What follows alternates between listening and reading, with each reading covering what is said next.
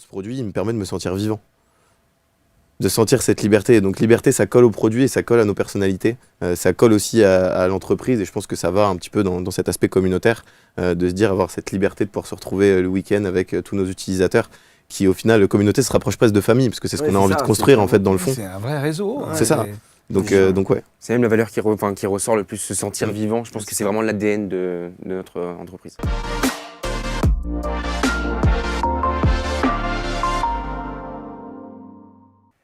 Et si je vous parlais d'une histoire? Et si je vous parlais d'une histoire d'entreprise?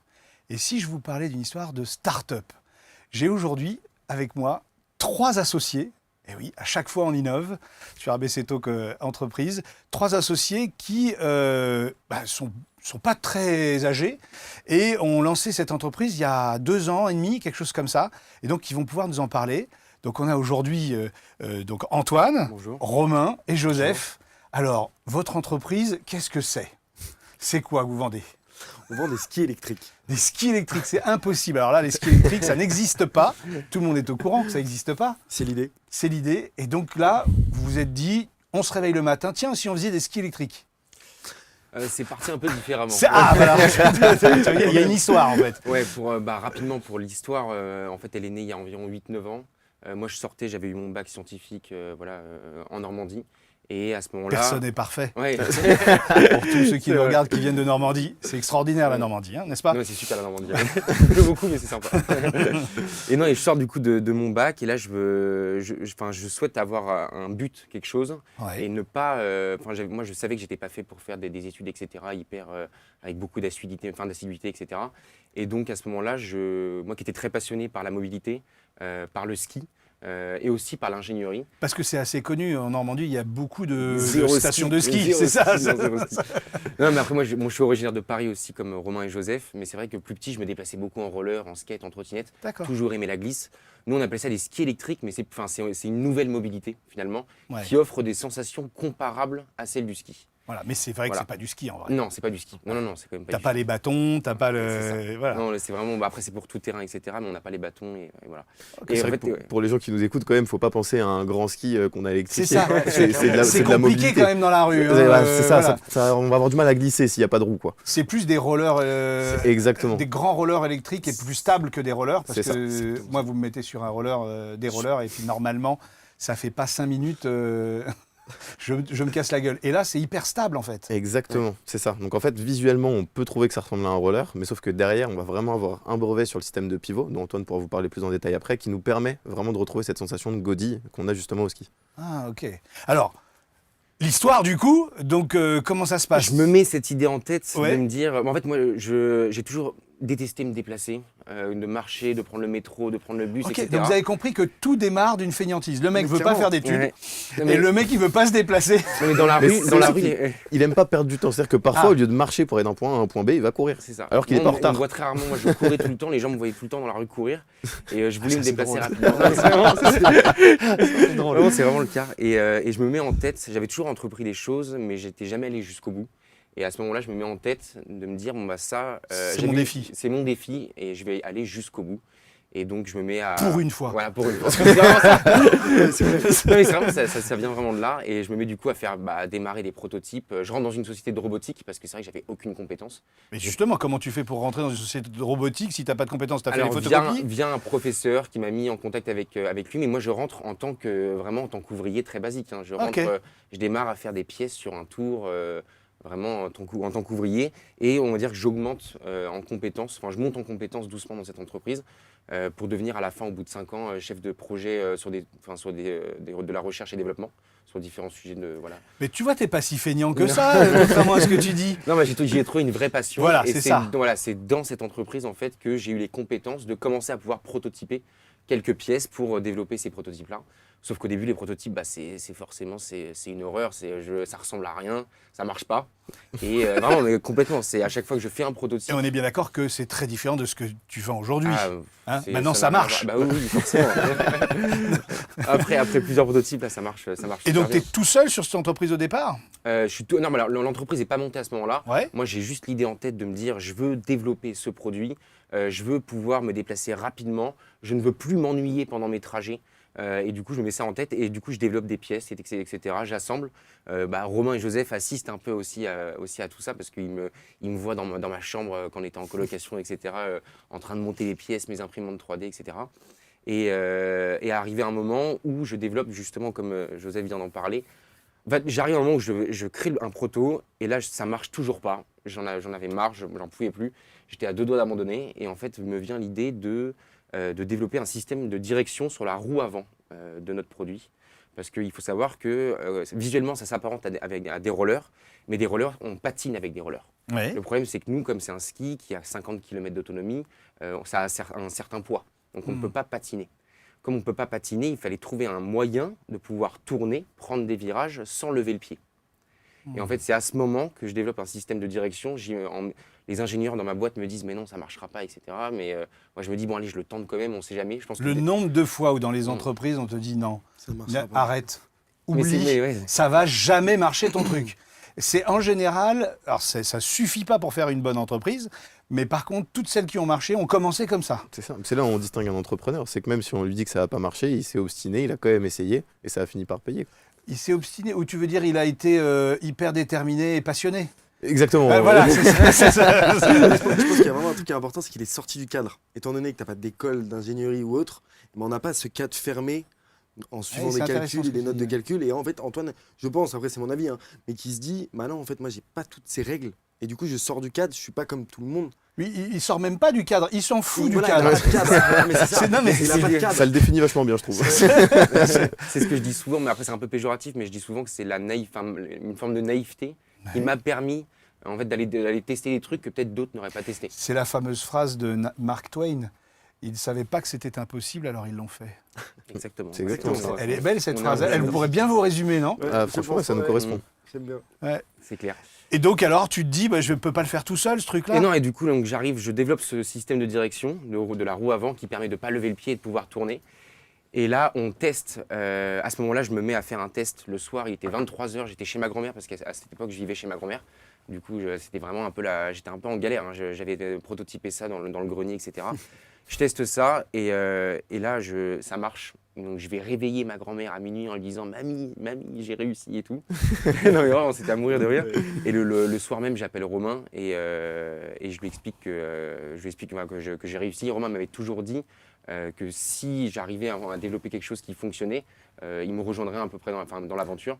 Le mec, il se mouille pas trop quand même, on est d'accord. Ah non, mais c'est ta caractéristique. C'est-à-dire qu'en fait, toi, si ça marche, je viens. J'ai ma petite bouée. Ouais, c'est ça, ok, bon, ok. Ils me prenaient tous un peu pour un fou au début, forcément, parce que... Mais maintenant, ils en sont sûrs. maintenant, je que t'es pense fou. que, après avoir testé Ouais. Si on est rentré dans l'aventure, c'est pour une bonne raison quand même. Et je pense qu'on est aussi fous en fait. C'est ça. Et donc, à ce moment-là, après, ça se fait rapidement, parce qu'on décide de... à ce moment-là, l'entreprise se crée et on décide de faire un tournage pour déjà tester les capacités du produit sur Honfleur. Et donc là, Joseph, du coup, qui est aussi un ami de vieille date, nous accompagne. Et on fait ce tournage un peu à 3. Et en fait, moi, j'avais ce côté voilà, où Le fameux plan A3, c'est ça, non? C'est ça. C'est ça. C'est ça, très régulier dans l'entreprise d'ailleurs. C'est la complémentarité. C'est ça. Et ce tournage, Joseph le raconte mieux que moi, mais c'est vrai que ça a été... Ouais, en fait, c'était très amusant parce que moi, je connaissais les deux frères du coup depuis plus de 8 ans. Oui, donc parce j'ai que ça, on vraiment l'a vu. pas dit depuis le début. Ils sont frangins en plus. C'est-à-dire que Exactement. le mec, il se mouille pas, mais en plus, c'est son frère, quoi. Donc, non, mais tu vois, Non, mais- pas fiable, hein, quand même. Ah, après, il a su prouver quand même. Bon, ça va, ça va. J'ai pas mal soutenu quand même. Bon, ça va. Non, mais ce qui était vachement amusant, c'est de voir l'évolution aussi d'Antoine. Parce que c'est vrai que les premiers prototypes que j'avais vus, je me suis dit, mais où est-ce qu'il va?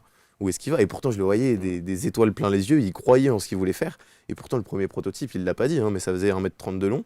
C'était 2 dragsters, ça pouvait monter à 180. Je me suis dit, mais à qui je vais vendre ça? À qui je vais vendre J'ai ça? l'image. C'est le coyote. Non, tu vois pas Bip Bip le coyote. Ouais, c'était ça que ça faisait. C'était pour ça. C'est ça. Et donc non, j'ai eu moi un appel de Romain 2-3 jours après que Antoine ait réussi à faire justement ce premier prototype qui était vraiment fonctionnel. Et donc là tout de suite leur vient l'idée à ce moment-là de faire un tournage. Et j'étais le seul ami qui savait piloter un drone. Donc moi je les ai accompagnés sur ce tournage-là qui devait durer une après-midi, qui au final je crois a duré 2 jours. Parce qu'en fait c'était impossible de faire une prise sans que 3, 4, 5 personnes s'arrêtent pour nous poser des questions. Pour nous demander où est-ce qu'ils pouvaient acheter, où est-ce qu'ils pouvaient Ce qui essayer. est hyper intéressant. Exactement, sur le mais fond, c'est là C'est-à-dire où... le truc a une attractivité naturelle, quoi. Ce qui est génial en fait, c'est que personne n'avait vu ça quoi. De fait, ça n'existait De pas. fait, et ils se disent en fait, mais c'est C'est quoi cet engin révolutionnaire qui sort un peu C'est des- comme les des cases, premières quoi. roues, tu sais, les roues. Exactement. c'est- Gros, ouais. oui, gyro-roue, excuse-moi. Non, mais c'est ça, mais les- t'as raison, j'avais pas le terme.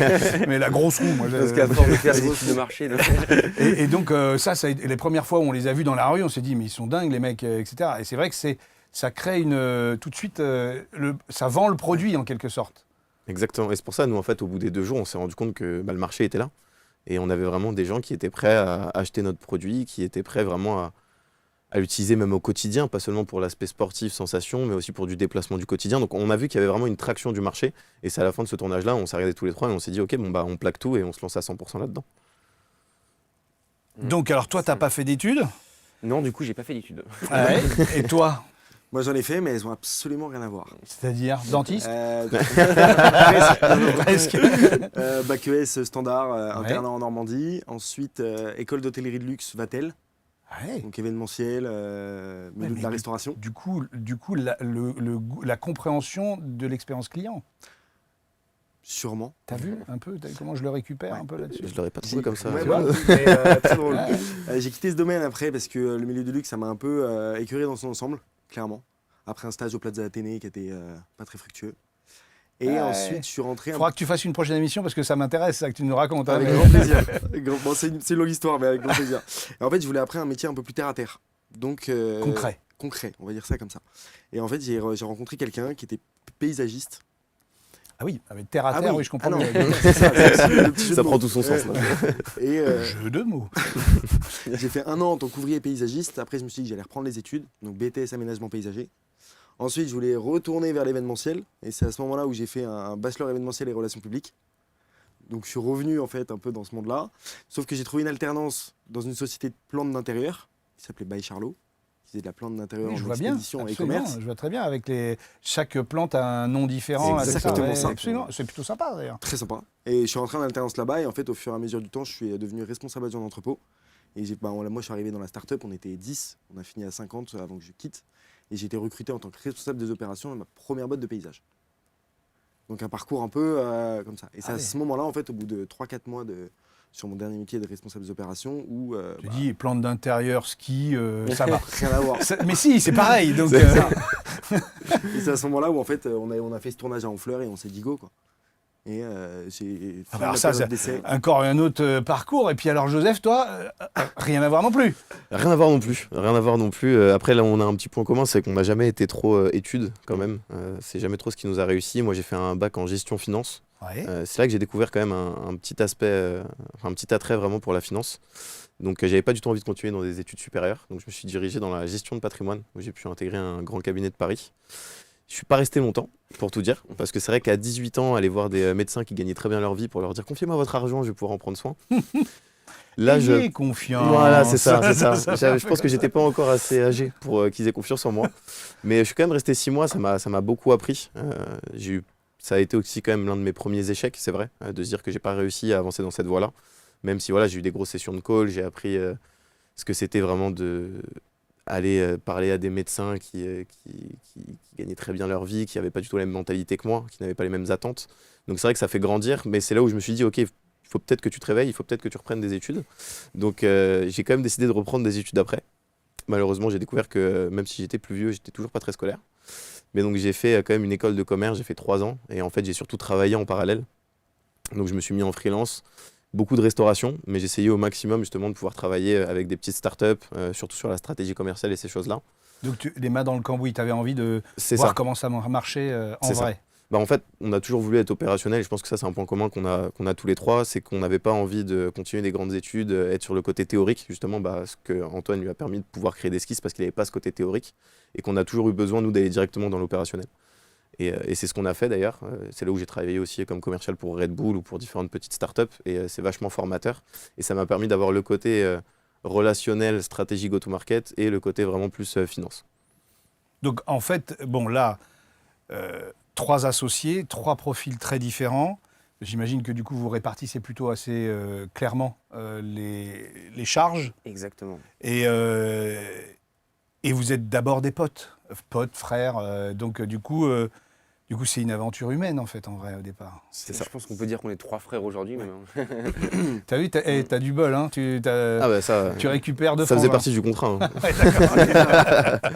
Je crois qu'on doit être à 60 heures par semaine ensemble, donc au bout d'un moment, il y a des vrais liens qui se créent. Oui, mais souvent, alors après on en parlera du work-life balance, mais c'est un vrai sujet. Hein, mais quand on démarre une start-up comme ça, c'est beaucoup de travail. Beaucoup de sacrifices aussi. Ouais, donc du Ça va sacrifice avec, hein. forcément. Ouais.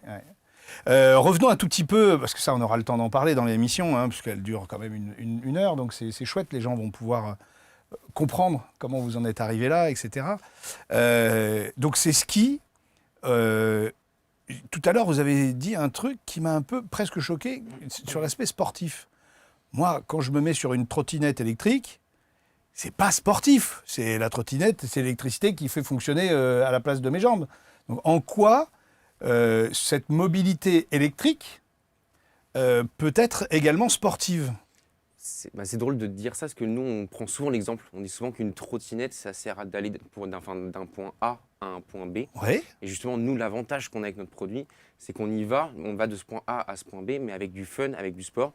Et pourquoi du sport? Parce que, étant donné qu'on est sur ces skis, on a ce côté où on vient contracter les muscles, qu'on contracte exactement comme au ski. Et donc, on est relativement gainé. Et après, on peut, voilà, c'est aussi le truc, on peut avoir une utilisation très mobilité urbaine, très tranquille, Ouais, à la 15, cool, 20, 25 km/h, etc. Parce que pour respecter la législation. Mais sur terrain privé, il faut le savoir, notre modèle électrique peut rouler jusqu'à 80 km/h. Alors, ce n'est pas forcément pour aller jusqu'à 80. Nous-mêmes, quand on est sur terrain privé, quand on s'amuse sur des pistes de karting, etc., on va monter à 50, 60, 70 km/h maximum. Mais quand on prend ces vitesses-là, là, pour le coup, on est vraiment bien gainé. Ah oui, là, je te Et comprends. ça revient vraiment à la descente d'une piste de ski. Et ce qui fait que voilà, chaque mouvement est Oui, maîtrisé. tu as raison. Sur un ski, tu pédales pas non plus. Donc, du coup, tu profites de la glisse et de la descente. Mais ça n'empêche pas que ce soit Ça sportif. reste très sportif. Ah, j'avais pas vu ça comme ça. Mm. Exactement, et c'est vraiment les mêmes muscles en fait qu'on va venir faire travailler. Donc, les jambes, les abdos, les dorsaux. Exact. Exactement. Bon, les bras travaillent pas. Les bras travaillent pas, les Non. lombaires beaucoup. Oui. Dorsaux, lombaires, bien sûr. Mm. Et en fait, c'est ça qui est génial avec ce produit, c'est qu'on a vraiment pas tout type d'utilisation possible. Et du coup, toute manière de l'utiliser aussi. Comme Hmm. disait Antoine, c'était vraiment, on veut l'utiliser au quotidien, tout tranquille, pour se déplacer d'un point A à un point B sans se fatiguer, on peut. On veut l'utiliser en forêt, ultra gainé en mode sportif, on peut aussi. Et c'est le même objet C'est le même objet. qui fait le tout-terrain et le urbain? Exactement. Parce que je m'étais dit, tiens, vous avez dû pour le tout-terrain avoir avec des plus grosses roues ou avec une suspension différente ou... Non, en fait, c'est le même qui fait tous les usages. C'est exactement ça. Ouais, C'est on a un produit un peu mixte Ah, aujourd'hui. il doit être sacrément solide, surtout même. Non. Ça a nécessité beaucoup de travail. On ne s'attendait pas à ça. Ça fait partie des choses où on a été, même moi qui venais un peu du milieu de l'industrie et tout, là pour le coup, industrialiser un produit, passer d'un prototype à quelque chose qu'on va vendre réellement. Et en moyenne série, en petite série et moyenne série, j'imagine. Ouais, ouais. de passer vraiment d'un proto à la petite, la moyenne à la grande. Là aujourd'hui, nos moules sont développés, c'est bon, on est vraiment là, on va livrer dans quelques mois. Mais ça, ouais, ça va être Ah ça. oui, vous avez donc Ouais. les premières commandes là qui ont commencé. C'est ça. C'est ça. Et puis là, l'aventure est vraiment commencée. Là. Ah ouais, clairement. Ça fait 2 ans qu'elle a vraiment commencé, mais disons Non, que mais- là on arrive sur l'année vraiment charnière C'est où ça. on va pouvoir livrer, voir un petit peu les feedbacks aussi de nos utilisateurs, même si bon, on a déjà fait essayer plus de 2000 personnes à travers tous les événements qu'on a fait.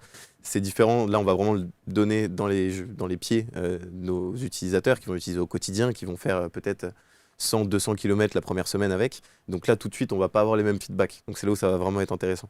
Oui, parce que là, j'imagine que vous avez donc eu des testeurs qui ont pris les premiers prototypes pré-série, on va dire, C'est ça. et qui les ont utilisés au quotidien pour que vous ayez du feedback, plus des testeurs occasionnels sur de l'événement, j'imagine aussi. Exactement. C'est exactement ça. Ok, donc il y a ces deux types de tests. Mais ça, normalement, ça se fait dans les labos, ça se fait dans les gros...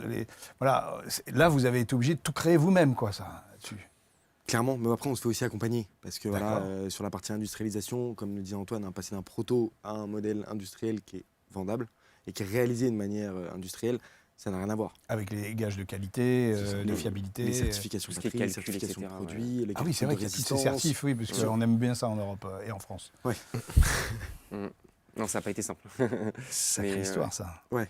Donc quand on dit, là, vous allez sortir la phase de série, ça veut dire que tout ça, pour y arriver, il faut 2-3 ans. Et encore, ça me paraît presque court par rapport à d'autres processus industriels qu'on peut voir.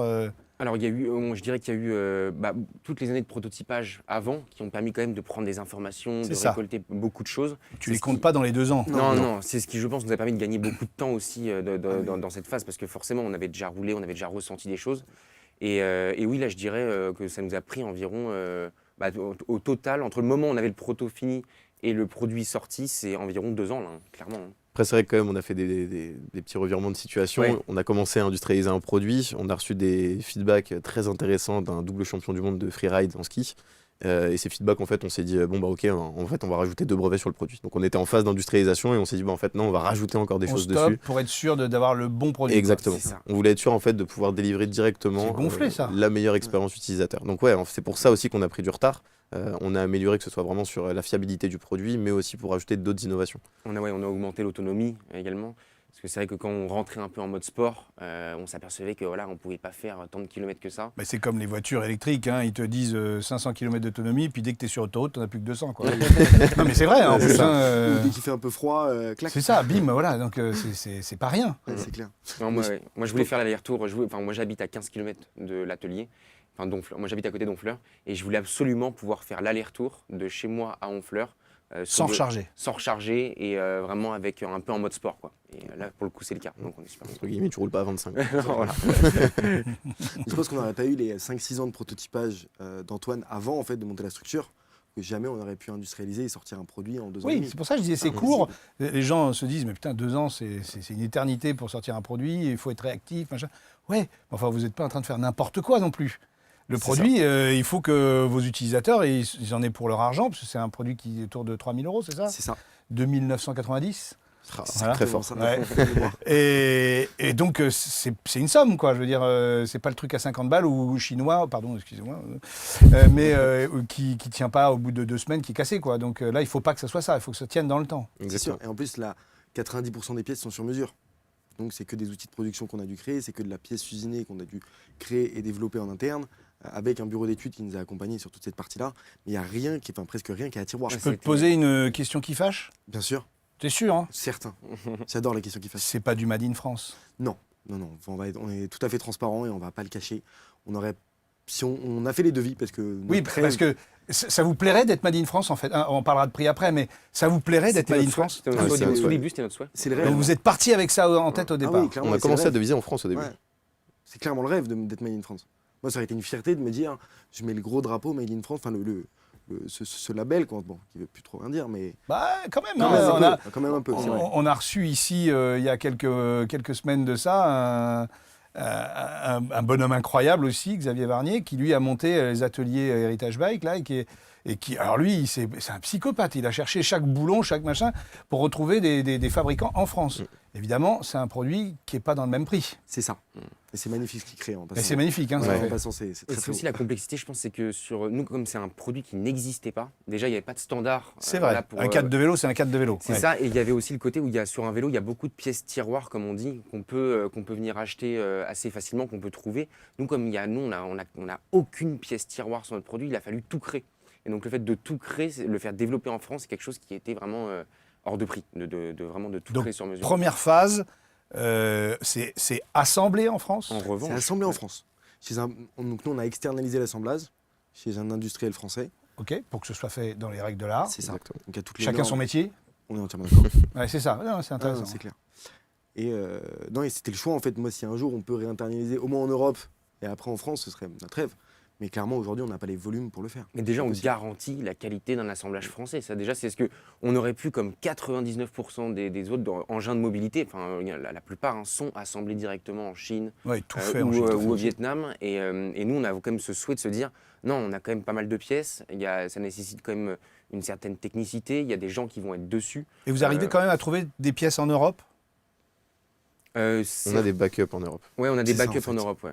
Parce que, ouais, plan A, plan B. Hein. Toujours. Un petit Covid vite fait, et puis là, d'un seul coup, Un plus peu personne rare. peut livrer. Exactement. Parce qu'on a vécu ça. Hein. Bah, c'est pour ça. C'est clair. On a eu le bon exemple, donc c'est pour ça qu'aujourd'hui, on est quand même un peu préparé si jamais une situation se. Bon, les batteries, tout ça, c'est injouable ailleurs qu'en Chine. Hein. On est d'accord. Pour l'instant. Pour l'instant. Ouais, je sais qu'il y a un centre qui est en train de se créer en France pour développer des batteries, mais ça- Ça a été. ça a été coupé. Ouais, ça a été Ah, coupé. merde. Ouais. Je pensais, non, Ah bah, c'était un objectif, oui, mais après, est-ce La que... réalité, Ah, ils sont aperçus Ah ouais, que c'était mais c'est- pas possible financièrement. possible. Ok. Mais bon, Comme quoi, comme affaire à quoi. suivre. Oui, non, mais c'est intéressant. Mm. C'est intéressant que aussi tous les internautes qui nous regardent, en fait, parce qu'ils peuvent être inspirés, avoir envie de créer leur propre entreprise, comprennent que c'est un parcours du combattant. Fabriquer des pièces, c'est déjà complexe. Les fabriquer en Europe, c'est encore plus complexe. Et en France, c'est pas si simple. Il y a eu une vraie désindustrialisation de notre pays. Donc, on a tous cette volonté, mais ça va mettre un peu de temps. Il y a un peu d'inertie avant que ça arrive, quoi. Même, je pense qu'il y a quelque chose moi, qui m'a vraiment surpris, et on est encore choqué de ça au quotidien. Je fais un devis, je prends l'exemple, hein, je fais un devis sur une société chinoise avec laquelle on travaille depuis X temps maintenant. Le lendemain, j'ai le devis. Peu importe le nombre de quantités, de volume, j'ai vraiment une demande de devis qui est parfaite. Ouais. 24 heures. J'ai un dossier limite de 20 pages. Ouais, hein. carrément, Vraiment, mais c'est sans exceptionnel. exagérer. Hein. Mais ils ont fait le truc à l'arrache, au doigt non, mouillé, ou ah ils non, sont non. vraiment Ouais. tout Ah non. respectés? Et 6 mois après, les prix, c'est les mêmes. Et la qualité, elle est pareille. En France, juste pour avoir un devis comme ça, on est sur 1 semaine, 2 semaines minimum. Oui, mais quand nous, on a à faire un devis, on va dire, on sait qu'il faut qu'on ait le temps de se poser, de pouvoir regarder, se renseigner sur les prix, le machin, le truc.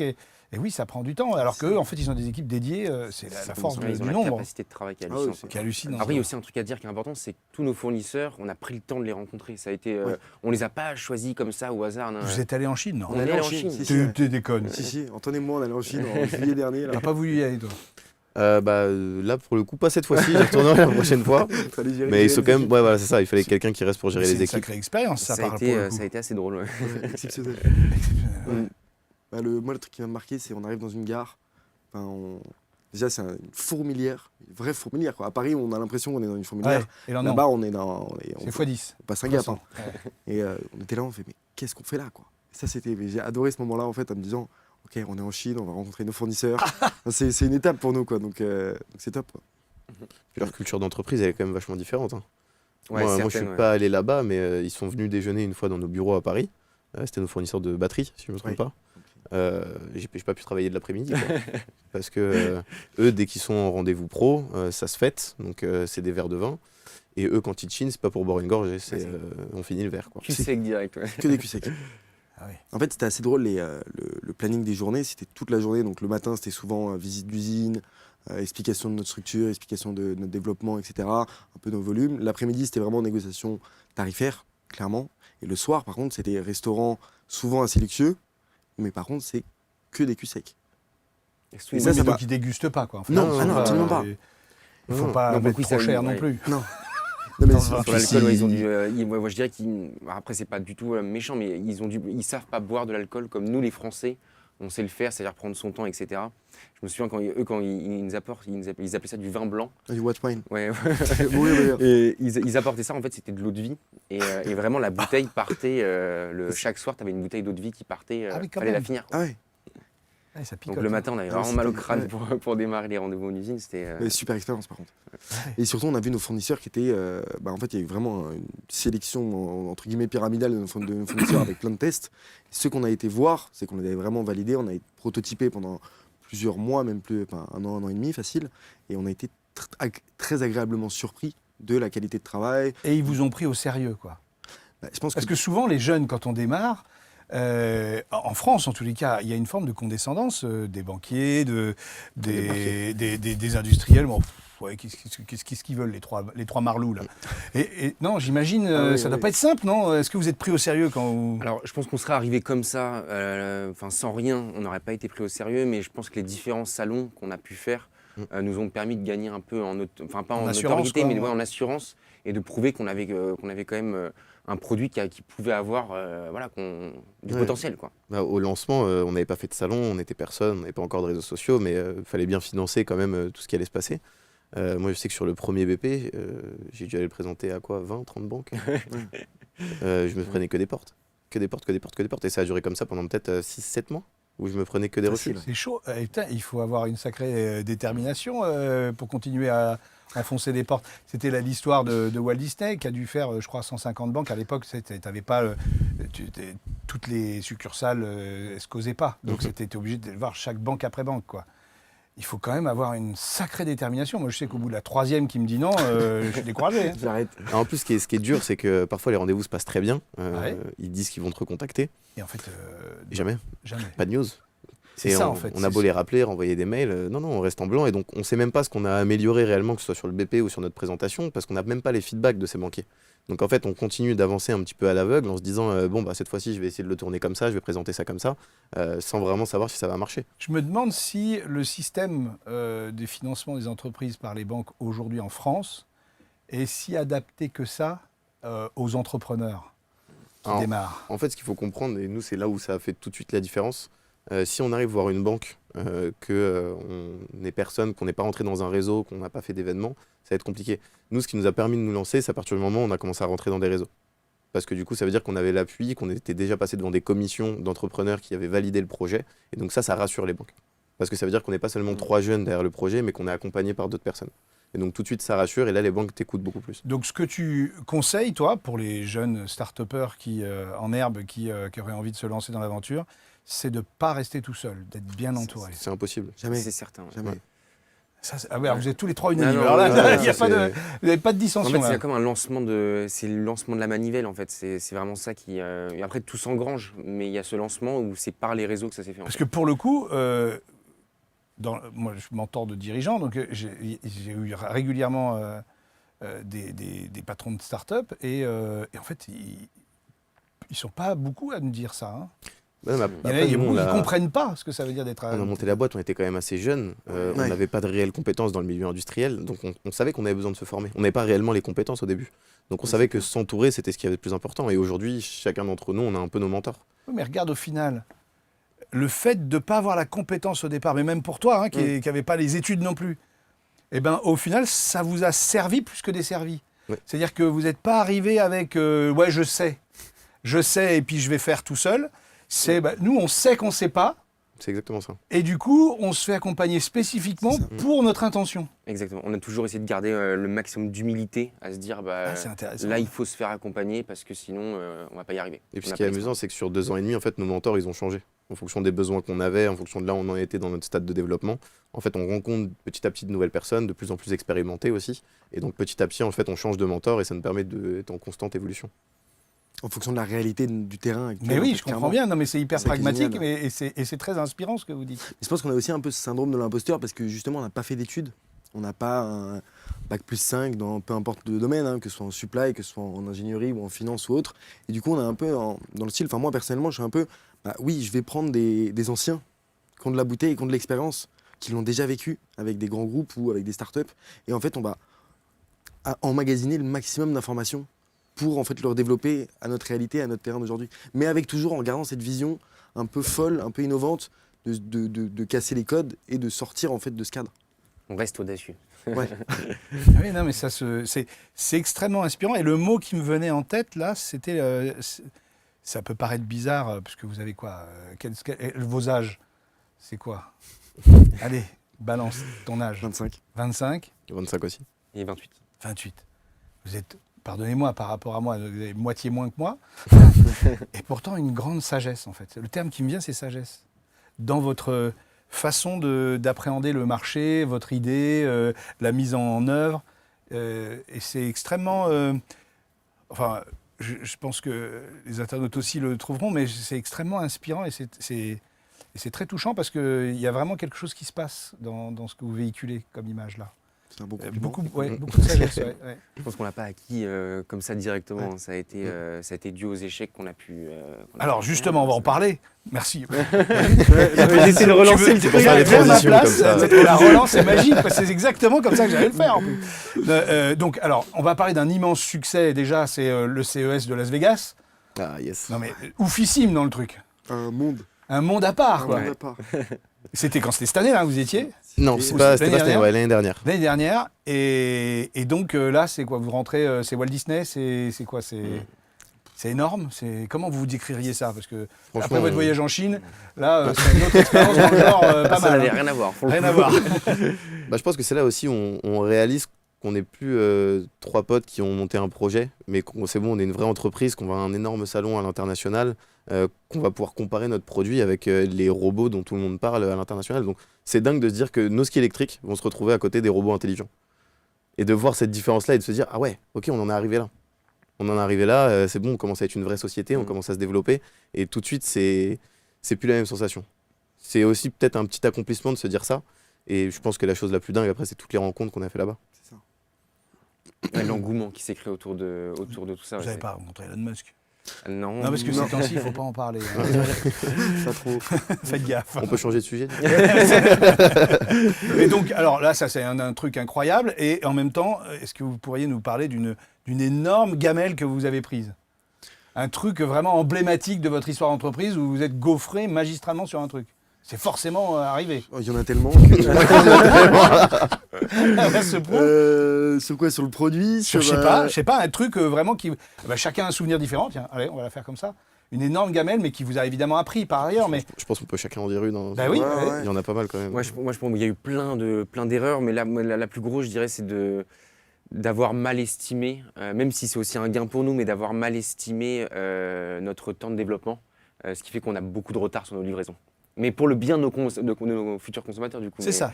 Donc mais on ouais. peut le transformer en disant oui, c'est parce qu'on veut vraiment de la qualité. Ouais, bah, sans j'essaie de le sans bien être tourner. fake, hein. Mais Ouais. pour le coup, l'évaluation, il y a une inertie de dingue là-dedans. C'est ça que Ouais, tu dis. c'est ça, c'est que ça décale tout, du coup. Que nous, on pensait livrer presque il y a un an, et là, on se retrouve à livrer dans quelques mois. Donc, ouais, on aura. Ah, franchement, on aurait livré il y a un an, on Ouais. aurait eu un taux de retour produit qui aurait été. Bon, la boîte serait plus là, je pense. Ouais.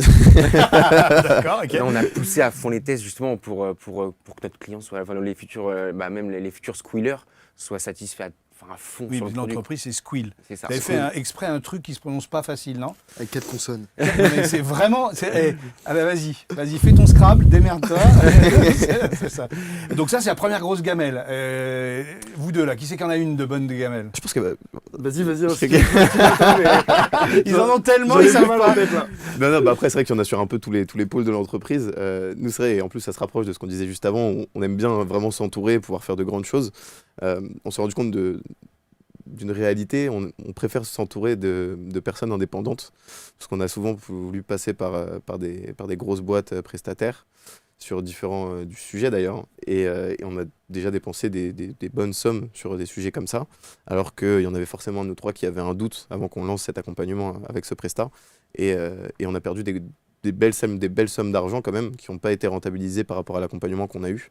Parce que dans le prestat individuel, l'indépendant, il est plus à l'écoute, il est plus humain. C'est quoi le truc? Je pense que premièrement, on n'avait pas de plan directeur marketing, clairement. À se dire pourquoi on le fait maintenant, à quel moment, est-ce que c'est vraiment rentable. Tu veux dire que même ouais, un ouais. directeur marketing, ça sert à quelque chose? Non, mais Je donc sais du coup, pas. finalement, peut-être. Oui, mais clairement, mais c'est plus pour moi un senior aujourd'hui. Et enfin, je te laisse continuer, hein, mais... Non, mais je te suis sur ce que tu dis. C'est vrai que par rapport à notre présentation, je pense que les internautes l'ont remarqué, on n'a pas du tout de spécialité en communication ou en marketing. Donc forcément, c'est là où on a voulu internaliser au maximum, que ce soit pour la gestion des réseaux sociaux, pour la gestion des ads, toutes ces choses-là. Mais à côté, on n'a pas quelqu'un qui, on va dire, pouvait tout driver aussi, même sur les stratégies, sur toutes ces choses-là. Donc c'est là où on a voulu se faire accompagner par différentes entreprises. Et c'est vrai que ça coûte cher. Quand on est une start-up, prendre un accompagnement comme ça, c'est une vraie décision. Et donc c'est là où je vais répéter une phrase quand même que maintenant on se répète beaucoup, c'est quand il y a un doute, il n'y a pas de doute. Et donc si jamais sur les phases, on va dire, de séduction, parce que c'est comme ça souvent que ça se passe, on a d'abord 3 rendez-vous où c'est vraiment plus de la séduction, savoir si on va partager les mêmes valeurs, si on va pouvoir collaborer vraiment ensemble. Maintenant je sais que s'il y en a un de nous trois qui dit j'ai un doute, on ne le fera pas, quoi. Parce que dans le fond, on a perdu de l'argent quand même sur 2 ans et demi à vouloir travailler avec des personnes, parce que souvent c'est des entreprises qui ont très bonne réputation, mais quand on commence à collaborer avec elles, peut-être dû aussi à notre petite structure, du coup il y a moins d'engagement de leur C'est pas part. adapté peut-être simplement pour C'est le ça. moment à ce que vous êtes aujourd'hui. Je pense que ce qu'il faut retenir aussi de ce que tu dis, c'est quoi qu'il arrive, dans tous les domaines, je pense qu'il faut faire attention quand même aux sociétés qui donnent des conseils. Il y en a qui sont très très bien, mais il y a beaucoup de sociétés dans le conseil où... Vous n'avez pas fait appel au cabinet McKinsey? Non, Non, parce que vous n'aviez pas 1 ou 2 milliards à dépenser là comme ça. Je crois qu'on n'a pas les ronds. C'est même pas les ronds, c'est ça l'histoire. Non, mais dans différents domaines. Mais voilà, mais il y a beaucoup où voilà, on va dire, ça va être très vendeur au début, et en fait, de manière opérationnelle, on s'aperçoit que derrière, il n'y a pas énormément de travail et qu'on aurait pu mieux dépenser cet argent. Mais ça fait partie des erreurs qu'on fait au début. Et alors, 3e erreur, alors tu as eu le temps de la J'ai mûrir. eu le temps de la celle-là. mûrir un peu et je vais reprendre en fait ce qu'a dit Antoine un peu sur le temps d'industrialisation d'un produit. Ouais. Je pense que la plus grosse erreur qu'on a fait, c'est commander une pré-série J'avais oublié celle-là. 5 paires, je crois. Donc, il nous a coûté un bras à l'époque. C'était il y a 1 an et demi. Hein. Alors qu'aujourd'hui, on a. Le produit n'est plus le même, quoi. Et en fait, on a refait des pré-séries, des pré-séries. Donc, en fait, je pense que c'est plus le côté de se dire, avant de commander ta pré-série, valide un produit. C'est basique, hein, ce que je veux dire. C'est extrêmement basique. Hein. Mais valide ton produit. Et l'industrialisation, c'est pas comme ça. Et tu la referas pas, celle-là, du coup? Non, aujourd'hui, non. Voilà. Mais en fait, ça a coûté combien? Allez, fais-nous plaisir. Non, mais c'est pour énormément de personnes, c'est presque rien. Mais nous, à l'époque, on avait presque rien sur notre compte. C'est ça. Et on a toujours presque rien. Mais Pour moi, c'était un bon billet entre 15 et 20 000. Hein, 15 et 20 000, mais sur une petite Ouais, start, mais, tu bien démarres. sûr, c'est énorme. T'as pas encore de rentrée d'argent? 15 000, ça. c'est... Et du coup, ça nous a fait mûrir sur plein de trucs. Et surtout, je pense que là, notre force aujourd'hui, c'est d'avoir internalisé toute la partie prototypage. En investissant dans des imprimantes 3D de dernière génération, dans des tours, dans des choses comme ça, qui nous permettent en fait d'avoir de la rapidité d'exécution sur le prototypage et la validation produit. Et aussi avoir plus de connaissances sur le contrôle qualité-pièce. Et ça, je pense qu'aujourd'hui, c'est primordial. Et après, il y a quelque chose, c'est pas un échec, c'est plutôt une erreur de notre part. Mais ça, c'est parce qu'on n'avait pas encore les connaissances. Et d'ailleurs, c'est un sujet dont tu as parlé avec le fondateur d'Héritage Bike sur la dernière T'as interview. regardé l'émission en plus? Bien sûr, bien sûr. Oh, ça va c'est lui faire intéressant. plaisir. C'est intéressant. Et c'est vrai que nous, on avait fait une erreur au tout début, c'est qu'on avait conçu le produit avant le design. Et en fait, on s'est rendu compte qu'on a voulu faire le design à la fin. Mais il y a toute, je pense que là, tu pourras en parler mieux que moi. Quand Vous le sentez ou pas? Il était pas prêt à recevoir la balle. on sent que ça m'a touché. C'est qu'effectivement, avant de. Mais bon, ça fait partie des choses quand on n'a pas forcément d'expérience et de connaissances théoriques au début. C'est qu'il faut toujours démarrer par ton design pour ensuite, de ton design, va découler le reste. Et c'est vrai que nous, on avait notre produit fonctionnel, etc. Et à la fin, on s'est dit, attends, on va faire telle pièce de cette manière, telle pièce de cette manière pour qu'elle soit jolie, etc. Mais on s'est aperçu que ça touchait à toute la partie structurelle du châssis, de nos différentes pièces. Et ça nous a demandé de tout reconcevoir. Faire et défaire, faire, défaire, 15 fois, ouais. reconcevoir. Mais au final, pour avoir un produit aujourd'hui qui est vraiment super joli, on a eu la chance de passer par un ancien modeleur de chez Bugatti qui a travaillé sur pas mal de nos Des pièces. skis Bugatti. Non, mais alors là, il y a une accroche, il y a un truc à faire. Non, donc du coup là, on est quand même super satisfait. Mais ouais, ça n'a pas été. Mais en fait, dans l'industrie classique, si on parle de toutes les mobilités, ils font ces deux phases en même temps. Et fonctionnel et esthétique. Je ne sais même pas, d'ailleurs, il y a parfois même l'esthétique est presque premier. C'est ça. Tu as les premiers dessins qui vont rentrer. Après, on essaie de se rapprocher au maximum de l'esthétique. Alors, les 3 valeurs de la boîte et de vous, c'est quoi les 3 valeurs? Donc, vous avez finalement, faites gaffe, vous en avez une par personne. Hein. J'en étais sûr. Ah bah oui, j'étais obligé de la faire. C'est logique. Bah oui, c'est logique. Donc, les 3 valeurs. Alors, toi, la valeur qui est la plus importante pour toi? L'audace. Donc ça, c'est le départ de l'aventure. C'est ça. C'est l'audace. Ça raconte un peu en plus. Ok. Le frangin. La communauté. Communauté. Ouais. C'est-à-dire cette idée de toujours être ensemble, la complémentarité, la communauté, donc déjà toujours être 3, ensemble. Nous 3, l'entreprise et puis les clients avec. Et les clients, c'est ça. C'est que moi, je les appelle pas les clients, c'est des squealers. Des squealers. J'ai envie que ça devienne des amis presque. Ouais, Ah ouais. je sais pas si tu vois. Bon. Ah ouais, non, mais c'est vraiment cette idée de communauté. Mais presque, vous concevez un produit comme un réseau social en fait. C'est ça. On partage quelque chose. Le Oui, but, c'est de partager, c'est de vivre ensemble. C'est un vrai réseau. Enfin, c'est un vrai. Ça donne cette idée. Hein, c'est super. Le but, c'est de se retrouver, dans des dimanches après-midi avec toutes les personnes qui auront pu acheter le produit et de se faire des grosses balades tous ensemble. C'est aussi ce côté un peu fun. Et boire comme en Chine, voilà, cul sec, vous avez compris. Il y tient. Hein. Et alors toi, le mot, la valeur qui est la plus importante pour toi? Moi, je dirais que la troisième, c'est la liberté. Ah. La liberté. C'est pas pourquoi, mais ça te ressemble. Non, mais c'est vrai que ça s'attache non seulement au produit, mais je pense aussi par rapport à nous, à nos caractères, à nos personnalités. Le produit, moi, c'est comme ça que d'ailleurs Antoine m'avait vraiment embarqué dans l'aventure. C'est comme il m'a expliqué vraiment ce qu'il y avait derrière le produit, ce qu'il voulait faire ressentir. Il me l'a jamais présenté comme un produit de micro-mobilité. Il m'a dit non, ce produit, il me permet de me sentir vivant. De sentir cette liberté. Donc liberté, ça colle au produit et ça colle à nos personnalités. Ça colle aussi à l'entreprise et je pense que ça va un petit peu dans cet aspect communautaire, de se dire avoir cette liberté de pouvoir se retrouver le week-end avec tous nos utilisateurs qui au final, la communauté se rapproche presque de famille parce que c'est ce qu'on a envie de construire en fait dans le fond. C'est un vrai réseau. C'est ça. Donc ouais. C'est même la valeur qui ressort le plus, se sentir vivant. Je pense que c'est vraiment l'ADN de notre entreprise. Donc les 3 valeurs plus le résumé, il faut se sentir vivant grâce à notre C'est exactement ça. J'adore. Donc, on va parler quelques instants de votre vision de l'entreprise en France, puisque votre regard est hyper important. Parce que quand on est un vieux, hein, comme vous avez dit tout à l'heure, on a envie de comprendre comment les nouvelles générations vivent l'entrepreneuriat et l'entreprise en général. Déjà, quand vous parlez de liberté, là, la première question qui me vient, c'est comment on gère, dans une start-up dans laquelle vous êtes depuis 2-3 ans, là, comment on gère la work-life balance? Comment on gère, vu qu'on travaille comme des tarés, comme des fous les premières années, est-ce qu'on arrive à avoir une vie à côté? Ou c'est chaud? Non, il faut être honnête. C'est chaud. C'est chaud. Ouais, c'est chaud. Ouais. Ouais, faut C'est le pas dire. possible même. Vous avez combien d'enfants chacun? Bah justement, On est 5. on en a... Non, mais on en a pas et je pense heureusement. Heureusement, ouais. Heureusement, clairement. Vous avez changé combien de fois de copine? Oui, oh, d'accord. Ça, Sujet tabou, on coupe. Ça va encore. Même pour dire la vérité, moi j'en voulais des enfants et je me suis dit non, pas maintenant.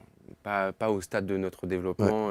Alors, moi, je t'annonce tout de suite, pour en avoir quelques-uns des enfants, tu le fais pas des enfants quand tu es prêt, parce que sinon, tu le fais jamais. Ok. Donc, ça, c'est le vieux, tu vois, Alors, comme quoi on Julien, peut tu vous dire des tu trucs. peux retirer ça parce que sinon ils vont m'en faire un la semaine Ouais. prochaine, ça m'arrange pas du tout en ce moment. La semaine prochaine, tu es au courant qu'il y a quand même une inertie. Voilà. Si tu veux, Non, mais il va le mettre en route, Après il va le mettre en l'émission, route, je te là. raconte. J'ai bien un petit cours derrière de SBT Ouais, avec tu grand vois, plaisir. Donc, pas facile, vraiment. En vrai, aujourd'hui, si, mais je pense qu'on a été un peu novice, comme chaque entrepreneur qui débute, je pense. Hein. Le fait de se dire, en fait, de trop travailler et au final, ça te met dans un. Mais parce que là, on imagine le chef d'entreprise, voilà, le 1 million d'euros par mois, les vacances 3 semaines par mois. C'est ça, on est à peu près là-dessus ou... Exactement. Exactement. Nickel. Non, sur des types d'entreprises comme la nôtre, il y a forcément beaucoup de développement. Il y a aussi, il faut créer une image de marque, il faut créer tout ça. Et tout ça, ça se fait pas en 6 mois. Ça demande du temps. Et pendant ce temps-là, forcément, tout ce qui est développement ou pendant lesquels on ne vend pas, faut qu'on crame le moins de cash possible. Et donc, pour cramer le moins de cash possible, soit on se paye pas, ou soit on se paye très très peu.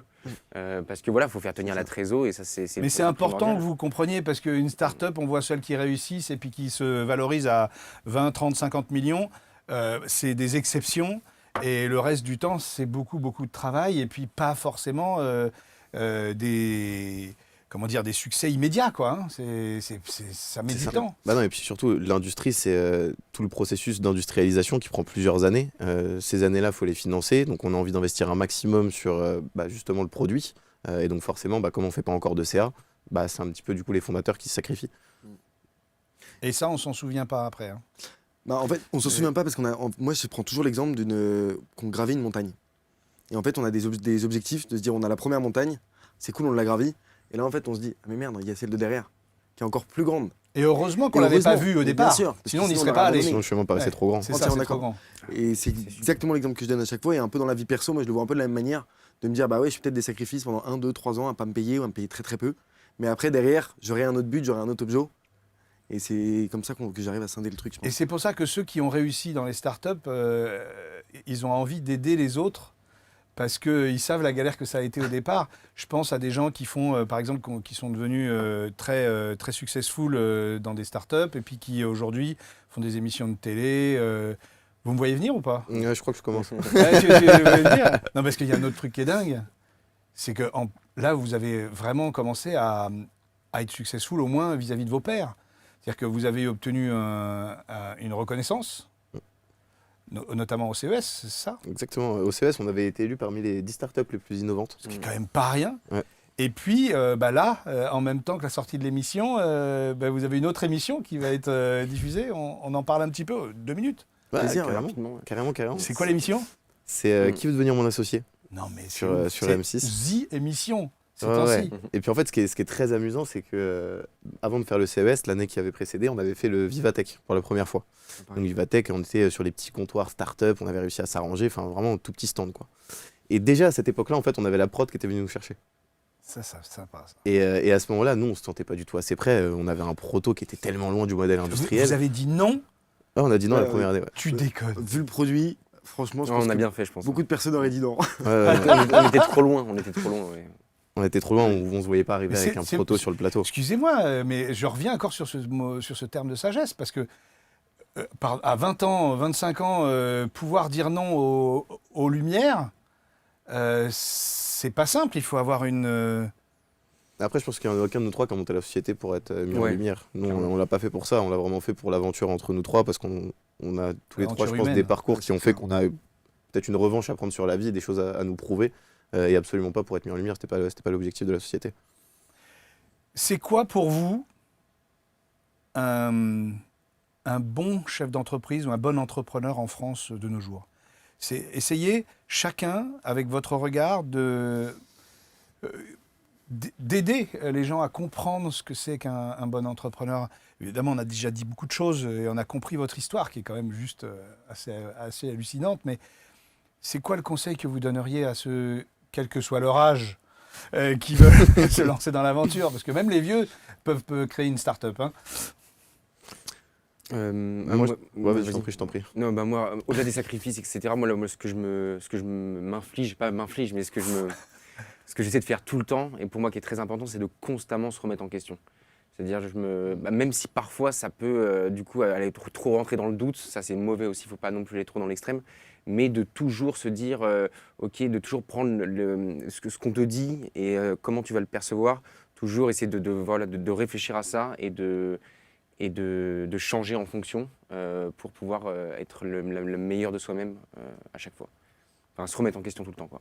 Sacré tips. Moi, je le rejoins entièrement. Clairement, la remise en question, c'est primordial. Il faut se connaître soi-même avant de pouvoir développer quelque chose. Même si on n'apprend jamais à se connaître. Enfin, on apprend à se connaître tout au long de notre vie, c'est clair et net. Mais moi, je dirais surtout, j'ai un mot d'ordre, c'est la communication. Que ce soit avec mes associés, avec mes deux frangins, avec les personnes qui nous entourent, avec les équipes, avec nos prestataires, avec nos industriels, avec nos fournisseurs. Mais ça, tout le monde en parle. Ouais, Mais ça veut dire quoi? Parce qu'on voit bien. bien que dans les entreprises, tout le monde ne le fait pas. Tout le monde en parle, mais tout le monde ne le fait pas. C'est quoi concrètement communiquer pour toi dans l'entreprise? La perte d'infos, je pense que c'est le plus gros problème de chaque boîte. Après, c'est mon avis, hein, mais le plus gros problème, c'est la perte d'infos. Et en France, nous, c'est la réunionnite le pire. Donc tu fais des réunions tout le temps? Non, du tout, mais juste bien communiquer et que l'info soit au bon endroit, au bon moment et adressée aux bonnes personnes. Et ça évite justement des réunions inutiles. C'est vrai que dans les erreurs, on n'en parlait pas, mais c'est vrai qu'au tout début, et c'est grâce aussi aux personnes qui nous ont conseillé, mais on documentait pas grand-chose.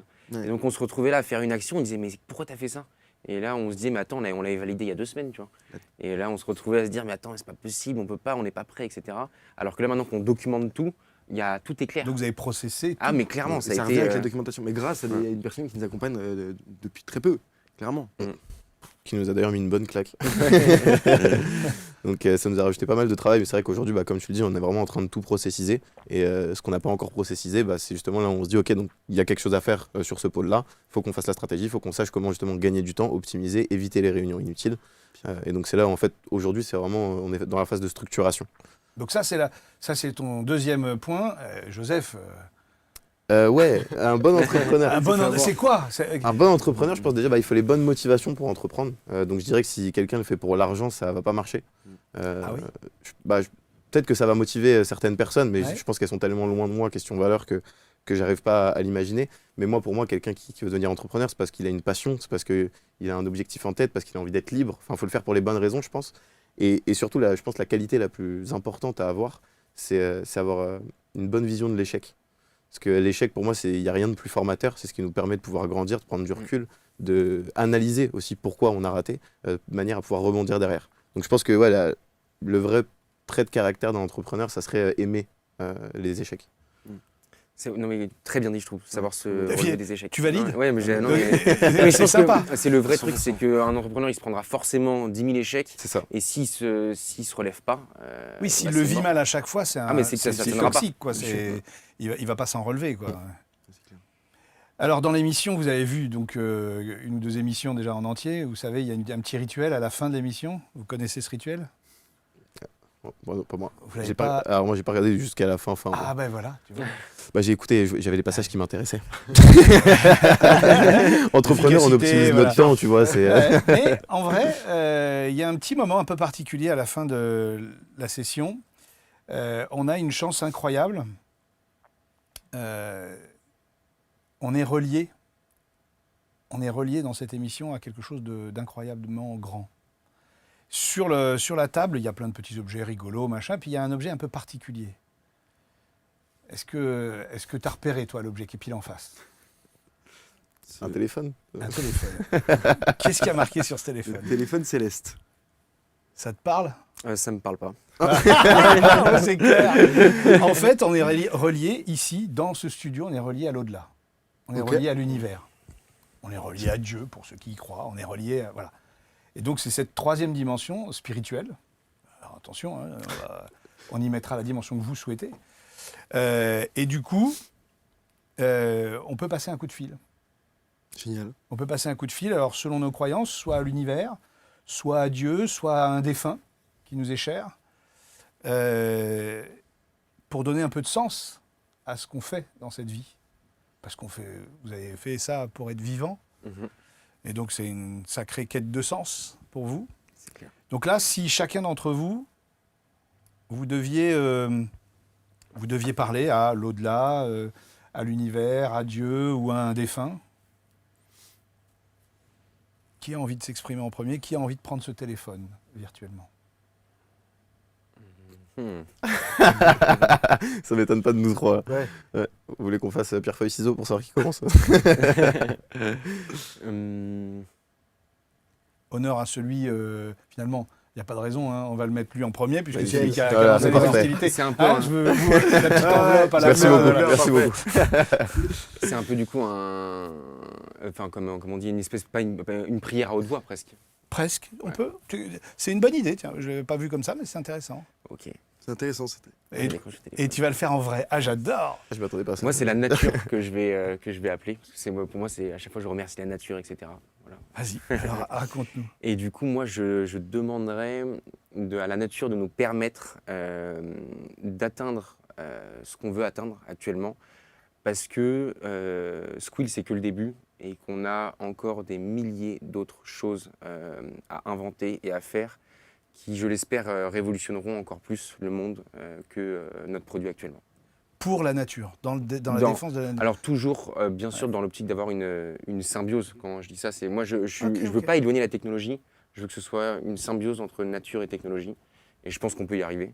Donc voilà. Ok, merci. Merci à toi. Donc il a fait ça, et vous n'êtes pas obligé de faire une prière vous aussi. Hein. Si vous aviez un message à passer, et encore une fois, ça peut être un défunt. Ici dans l'émission, il y en a certains qui ont parlé à un défunt qui soit les avait inspirés, soit les avait challengés, soit il leur tenait beaucoup à cœur. D'autres croyants, parlent à Dieu. Ou qu'est-ce que vous avez envie de... Moi, je pense que le plus belle des choses, c'est la santé.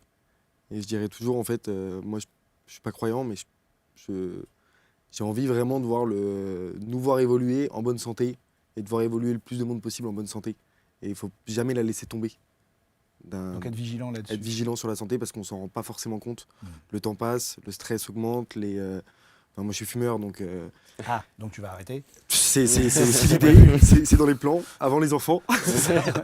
Mais ouais, c'est surtout la santé que je dirais, clairement. Et je sais pas si c'est une prière ou autre chose, mais c'est avoir le bon karma sur la santé, quoi. J'aime bien. Il faut faire attention à ça. Le Et dernier. moi, donc, moi, du coup, j'ai perdu mon frère moi, quand j'avais 12 ans. Et ce qui est amusant, c'est qu'aujourd'hui, je suis associé avec 2 frères, donc il y a aussi vachement cet aspect. Et je pense que je fais tout ça aussi parce que j'aurais rêvé pouvoir monter une boîte justement avec lui comme eux le font aujourd'hui. Je pense qu'en plus, il aurait eu un feeling de dingue et lui, il aurait été plus sur le côté casse-cou. À mon avis, ça aurait été le testeur. Et donc, si tu devais lui parler, comme s'il était en face de toi, tu lui dirais quoi sur ce que tu es en train de faire là? Que je suis en train d'accomplir ce que j'avais en tête, que j'ai réussi à avancer de la bonne manière, très bien accompagné surtout, et que ça aurait été magnifique de pouvoir faire ça avec lui, mais que j'espère qu'il voit toute l'évolution d'en haut, quoi. C'est hyper inspirant. Merci à vous trois.